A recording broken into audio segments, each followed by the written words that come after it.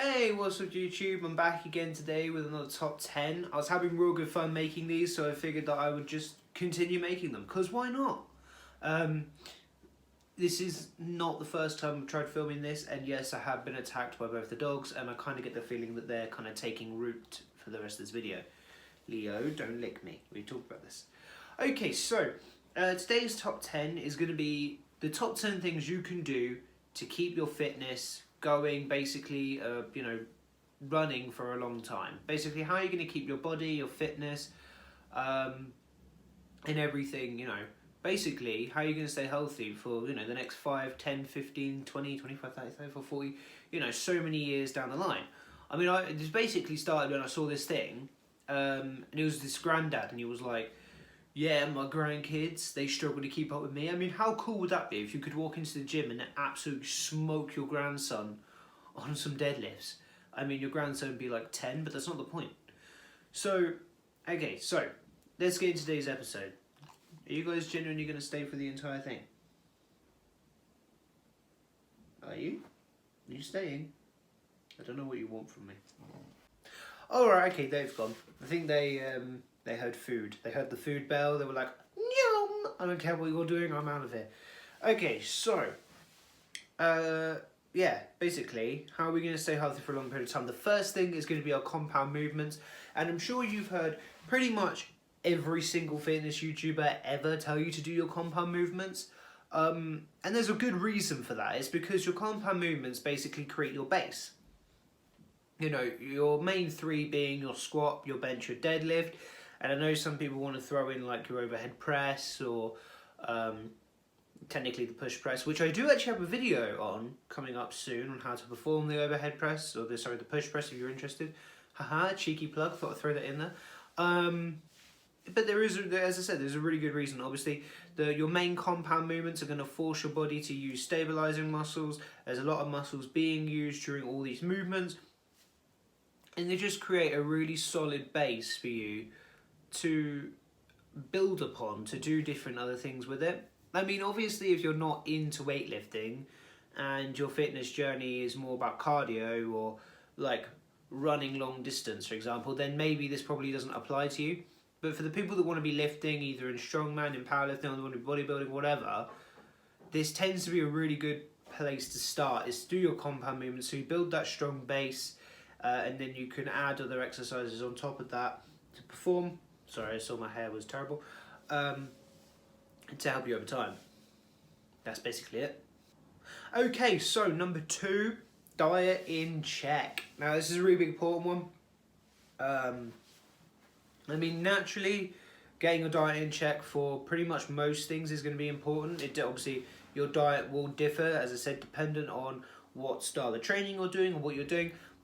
But make sure your diet is suited for the goals that you want to achieve, right? It's basically one of the simplest things for you to implement, but one of the hardest things for you to implement, if that makes sense. I mean, I know I love eating food. I know a lot of people who really love eating food.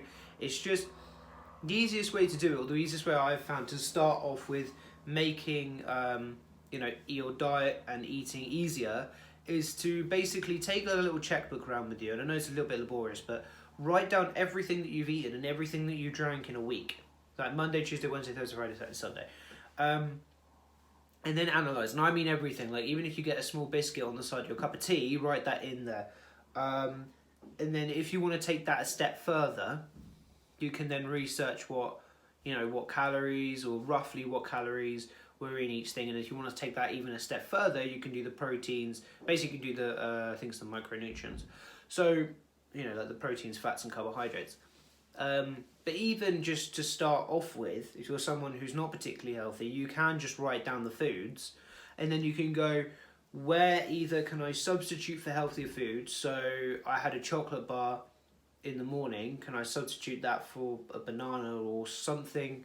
Even if you found, like, I know, like Greg Doucette, I think, does like healthier protein bars that he makes and he freezes or something like that. If you can find a substitute for it, then do it. Or can you take it out? And then that just basically gives you a good basis for you to look at what your normal diet would be, and you can basically make substitutions, change it out, and take it out slowly. So don't just take every single bad thing out and switch it all around and then that's it.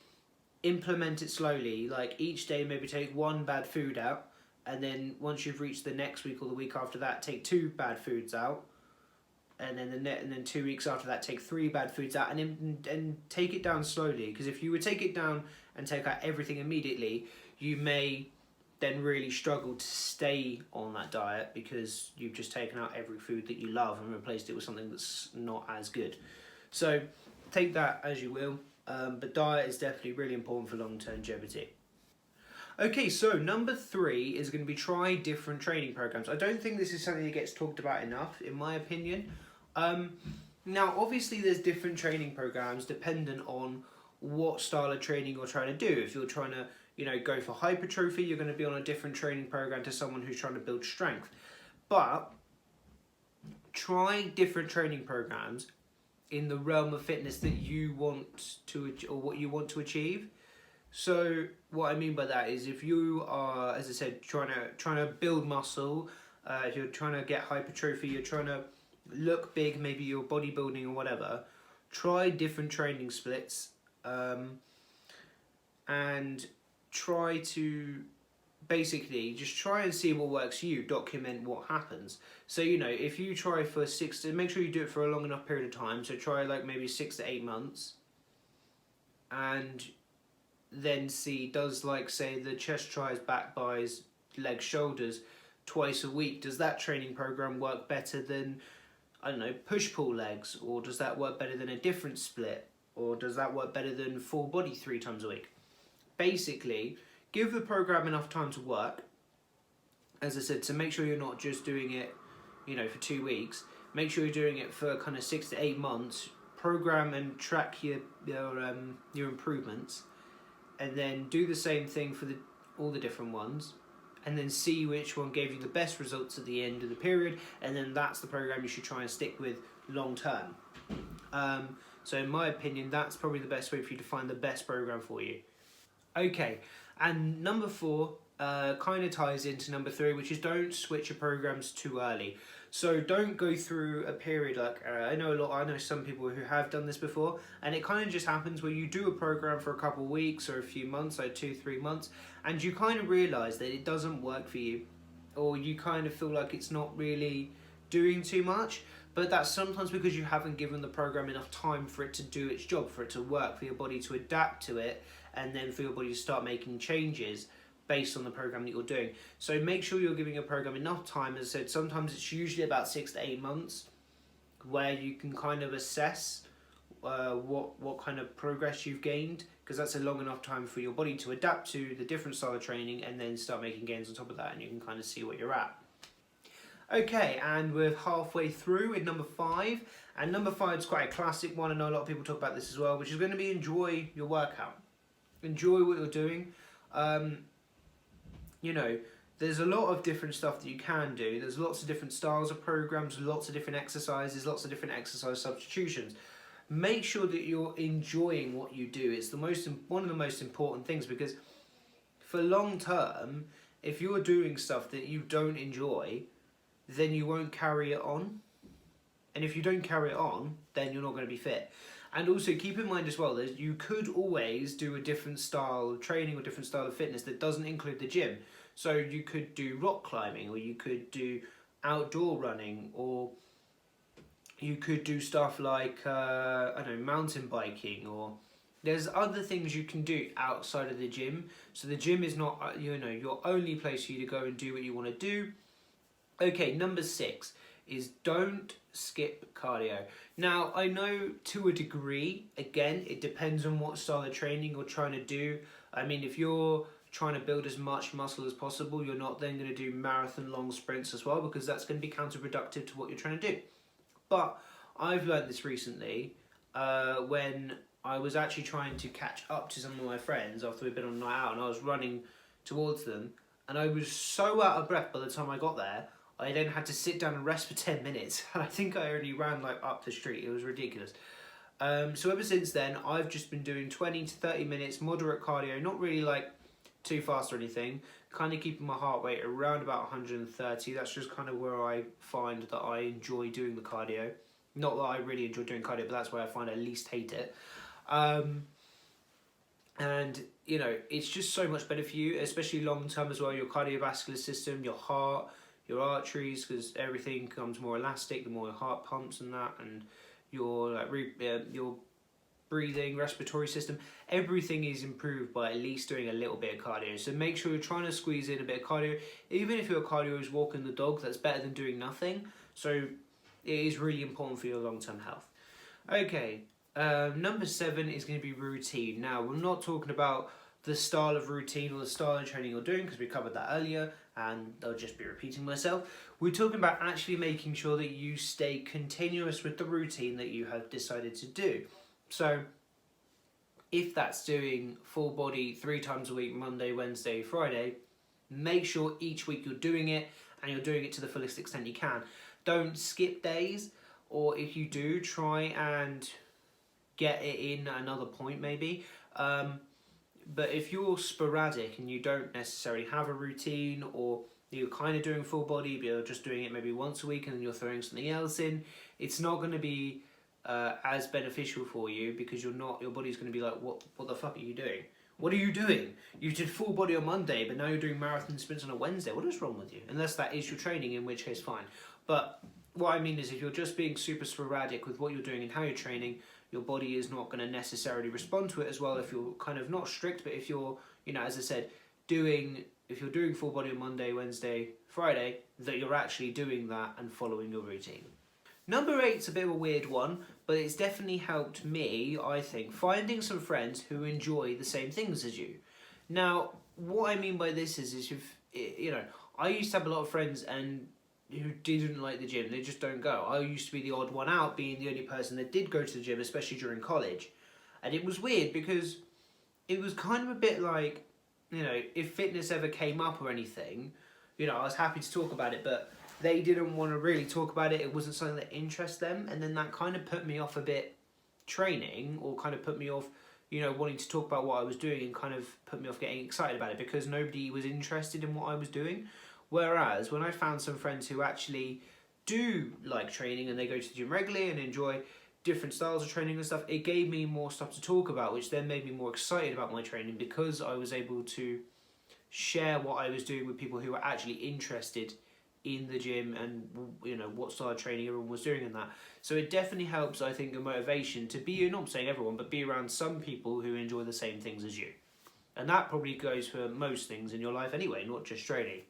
Okay, so number 9 is research what you're doing. So, and what I mean by this is when you're looking to choose what routine and what you want to do, make sure it's 100% suitable for what you want to achieve. So we've talked about this quite a bit in this video, but it is important, like, as I said, if you want to put on muscle, make sure you're doing a routine that's going to maximize that. If you want to build strength, make sure you're doing a routine that maximizes that.